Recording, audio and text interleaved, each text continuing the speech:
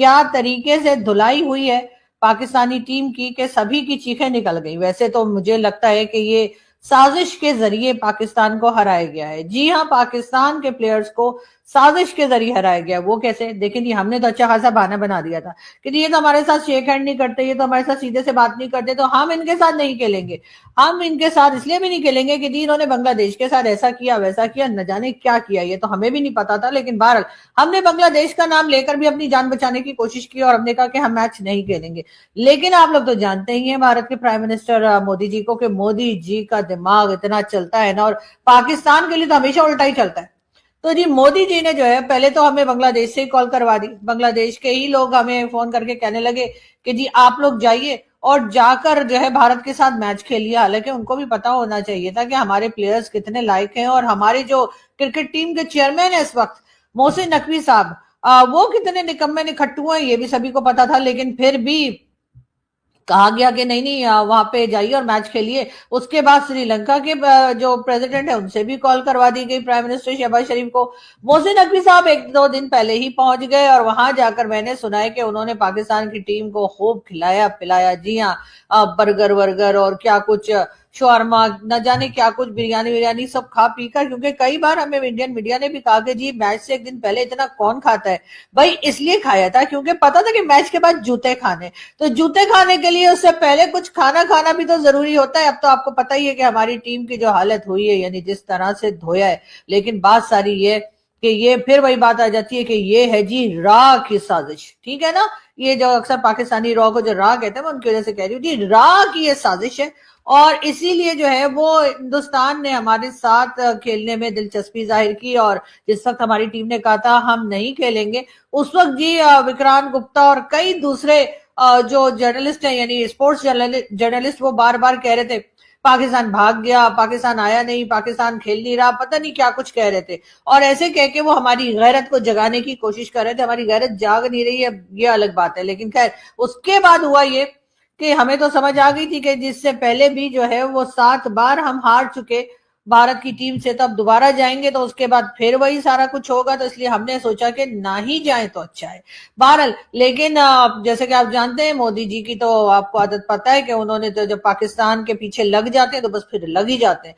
तो उन्होंने जी श्रीलंका से भी फोन करवा दिया और उन्होंने जी बांग्लादेश वालों से भी कहलवा दिया। हालांकि बांग्लादेश वालों की तो आजकल बन भी नहीं रही है भारत से, लेकिन जहां हमारी बात आ जाती है वहां उनको वो सारी पुरानी 71 और उससे पहले की सारी मेमोरीज जो है ना वापस आ जाती है, और उनको याद आ जाता है पाकिस्तान ने ऐसा किया था, पाकिस्तान ने वैसा किया था, पाकिस्तान को तो माफी मांग लेनी चाहिए। न जाने किस किस तरह की बातें शुरू कर देते हैं। हालांकि उनके इलेक्शन थे, भाई अपना इलेक्शन देखो, उसमें जाके अपने काम करो। खामखा यहाँ पे कॉल करके कह रहे कि नहीं नहीं जी आपको तो खेलना ही चाहिए। तो अगर ये तमाम फोन कॉल्स मोदी जी ने ना करवाए होते और ईरान ने साजिश ना की होती तो यकीनन इस वक्त पाकिस्तान इस शर्मिंदगी में ना होता, क्योंकि जी हमने तो खेलना ही नहीं था। हम तो भारत के ऊपर ही इल्जाम लगा देते कि जी भारत की वजह से हम नहीं खेले क्योंकि हम बांग्लादेश के साथ खड़े हैं, और बांग्लादेश के प्लेयर को जो है वो शाहरुख खान ने निकाल दिया या शाहरुख खान की टीम से निकाल दिया गया, तो इसलिए जी अब हम भी नहीं खेलेंगे। हमें तो ये बहाना बड़ा अच्छा सा मिला हुआ था। लेकिन क्या करें कि मोदी जी का, कि जिन्होंने हर वक्त हमारा पीछा पकड़ के रखा हुआ है, अरे मोदी जी जाइए ना, अपनी इकोनॉमी पे काम कीजिए, अपने लोगों के लिए काम कीजिए। जो आपके मीटिंग शीटिंग चलती रहती है, कभी किसी से कभी किसी से, कभी ट्रम्प से, कभी यूरोपियन, कभी गल्फ कंट्रीज के लीडर्स के साथ, वो कीजिए। हम मासूम मासूम से लोग, हमें छोड़ दीजिए प्लीज। लेकिन ऐसा नहीं हुआ।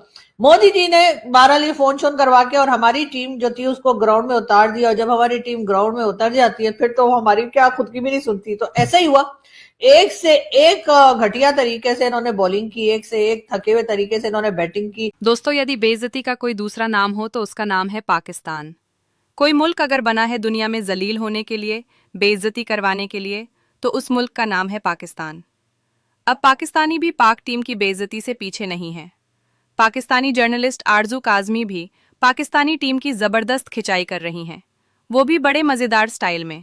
उन्होंने पाकिस्तानी टीम को एक्सपोज करते हुए पाकिस्तानी प्लेयर्स और चेयरमैन मोहसिन नकवी को भी रोस्ट करते हुए खूब मजे लिए। और उसके बाद जी आ गए 2-3 दामाद। जी हाँ, ये जो 3 दामाद हैं, एक तो शाहिद खान आफरीदी के ही हैं, शहनशाह अफरीदी, और उसके बाद ये दो और जो है, ये भी कहा जा रहा है कि इन दामादों को तो फौरी तौर पे तशरीफ पे लात मार के इनको टीम से बाहर निकाला जाए। यहाँ तक कि अब तो इनके जो ससुर जी हैं उन्होंने भी ये कह दिया, जी हाँ ये अकेले नहीं, ऐसा नहीं कि ससुर का साथ मिला हुआ है। ससुर जी ने तो सबसे पहले कहा निकालो इस निकम्मे निखट्टू को। अपना दामाद का नाम सबसे पहले लिया है शाहिद खान अफरीदी ने, जो कि अच्छा साइन है, लेकिन उसी के साथ साथ शोएब अख्तर साहब ने भी वो धोया है, वो धोया है, वो धोया। और उन्होंने किसको धोया है? जी हाँ, उन्होंने इस वक्त क्रिकेट बोर्ड के चेयरमैन मोहसिन नकवी को। मोहसिन नकवी ने तो जब से, जैसे कहते हैं ना कि ये चेयरमैनशिप पकड़ी है, तब से टीम का हाल खराब है। वैसे टीम का हाल इससे पहले भी खराब था, लेकिन अब तो और बद से बदतर की तरफ होता जा रहा है। इमरान खान भी कहते होंगे कि अच्छा ही वो आके खराब हो गई, वरना उनको ये मैच देखना पड़ जाता। और अगर इमरान खान को ये मैच देखना पड़ जाता तो उसके बाद न जाने खान साहब क्या करते, यकीनन और भी ज्यादा डिस्टर्ब हो जाते। इतने डिस्टर्ब तो वो जेल में जाकर नहीं हुए जितना कि वो ये सड़ा हुआ घटिया मैच देखकर हो जाते, और फिर उनको समझ में ना आता कि आखिर वो करे तो क्या करे। वैसे तो खैर इमरान खान को लोगों ने बड़ा याद किया और कहा कि जी खान साहब को ये भी कहा कि चले खान साहब ये मैच देखने से बच गए, और ये एक अच्छी बात है। लेकिन खैर हम साथ ही साथ ये भी बताते चले कि खैर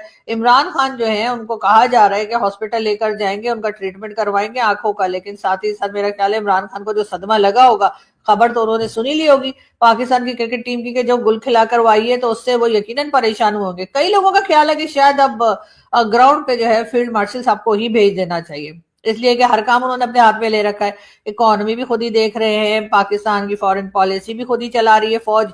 उसके साथ साथ आपको पता है हमारी फौज तो अपने भी जो काम बिजनेसेस करती है उसके साथ पूरी कंट्री की हर चीज में अपनी नाक टांग आंख सब घुसा के रखा होता है। तो मेरे ख्याल है अब क्रिकेट में भी आ जाए। वैसे तो कुछ अर्से पहले हमारी क्रिकेट टीम को भी फौज ने ट्रेनिंग दी थी, मगर वो दिन है और आज का दिन है, उसके बाद कम से कम भारत के साथ तो हमारी टीम ने कभी जीत के नहीं दिखाया। हमेशा यही रहा कि जी बहुत बुरे से बुरे तरीके से हारते चले गए। कल भी कई पैनलिस्ट जो कह लीजिए जो पाकिस्तान से कई पैनलिस्ट जो इंडियन टीवी पे थे, उनका कहना था जी हमने तो मिठाई के डब्बे मंगा लिए, हम तो जी मिठाई खिलाएंगे लोगों को और हम जीतने वाले। न जाने ये कौन सा नशा करके आते हैं जो कि बहुत खालिस है। इसलिए कि अपनी टीम के बारे में हमें तो पहले दिन से ही पता था कि इन्होंने नहीं जीतना भाई, इन्होंने कसम खाई हुई है कि नहीं हमने नहीं जीतना, और खास तौर पे भारत के आगे तो बिल्कुल भी नहीं जीतना। वो तो शुक्र करें लोग कि ये क्रिकेट मैच जो है ये लाइव आता है और पूरी दुनिया की टीवी चैनल्स के ऊपर लाइव आता है, तो इसलिए ये नहीं कह सके कि हम जीत गए। वरना जैसे हम 1947 से लेकर आज तक जंगे जीतते आ रहे हैं, जो कि जाहिर है कि जिसको नहीं दिखाया जाता, टीवी पर नहीं आ रही होती, और हम कह देते 71 में भी जीत गए थे, उससे पहले भी जीत गए थे, उसके बाद वाले में भी जीत गए थे, कारगिल में भी जीत गए थे, और भी अभी रिसेंटली जो हुई उसमें सभी में हम जो है जीतते चले आ रहे हैं। और अगर ये भी क्रिकेट मैच को भी इसी तरीके से अगर रखा जाता और इसमें भी हमें यही कहा जाता कि जी इसको भी लाइव नहीं दिखाया जाएगा, तो शायद हमारे यहाँ ये अनाउंस कर दिया गया होता कि जी हमने जो है 61 रन से हम हारे नहीं है, बल्कि 61 रन से हमने भारत को हरा दिया। तो भारत को जो है वो शुक्र अदा करना चाहिए कि मैचेस जो है वो लाइव दिखाए जाते हैं, वरना यकीनन इस वक्त तो वो यही सोच रहे होते हैं कि अपनी जीत को बताएं, तो बताएं कैसे, इसलिए कि हमारी तो किताबों में भी वो लिखा जाता है जो हमारे भाई लोग चाहते हैं। तो इसीलिए जी भारत क्रिकेट मैच हुआ बहुत बुरा हुआ और पाकिस्तान ने बहुत गंदी परफॉर्मेंस दी, और उसके बाद होना यही था जो इस वक्त हुआ है, यानी एक के बाद एक जो है वो खिलाड़ी आउट होते चले गए। और उससे पहले जब भारत की टीम जो है वो बैटिंग कर रही थी, उस वक्त भी जो बॉलिंग थी वो बहुत खराब थी। कई लोग ये भी कह रहे हैं कि भाई दुनिया के किस हिस्से में जाकर अगर कोई टॉस जीत जाए तो वो दूसरी टीम को खेलने के लिए कहता है, वो खुद ही बैटिंग करता है, लेकिन यहाँ पर ऐसा नहीं हुआ, बल्कि टॉस पाकिस्तान ने जीता, लेकिन पाकिस्तान ने भारत को खेलने की दावत दी। उसमें भी कई लोगों का कहना है कि भाई अगर पहले पाकिस्तान की टीम भी अगर आ जाती तब भी वो 100-150 ही बनाते, और वो बहुत ही एक इजी टारगेट होता जिससे कि भारत की टीम बहुत आसानी से अचीव कर लेती। लेकिन अब ये हुआ कि जी इन्होंने क्योंकि पहले भारत को कह दिया कि जी आप बैटिंग कर लीजिए, तो बस भारत ने, तो आपको पता ही है कि तो चौके छक्के लगा लगा कर उन्होंने हमारे तोते चिड़िया कबूतर कौवे सब उड़ा दिए। अब इस वक्त हो ये रहा है कि जी सोशल मीडिया हो, चाहे आप गली में निकल जाइए, किसी के घर चले जाइए, किसी को फोन कर लीजिए, सब लोग जो है वो सिर्फ और सिर्फ पाकिस्तान की टीम को और पाकिस्तान टीम के सेलेक्टर्स को और उसके साथ साथ चेयरमैन जो है पीसीबी के मोहसिन नकवी साहब, उनके बारे में ऐसी ऐसी बातें कर रहे हैं कि आपके सुने तो कानों में से धुएं निकल आए। तो बस समझ लीजिए कि वो रख के पड़ रही है कि ना पूछे।